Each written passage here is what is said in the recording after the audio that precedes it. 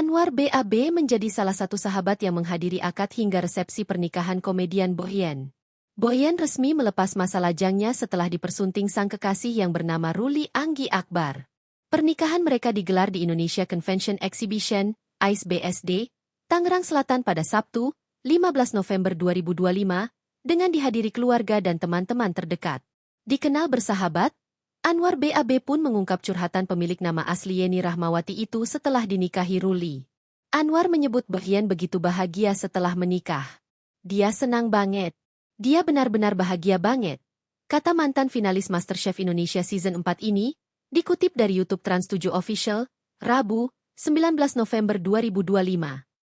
Bahkan kemarin dia bilang sama aku kayak, "War bilangin ya sama teman-teman artis yang lain kalau misalnya nggak kelis buat ngundang." Sambungnya. Anwar BAB juga mengatakan Bohyen kini tengah menikmati honeymoon bersama pria berprofesi sebagai dosen tersebut.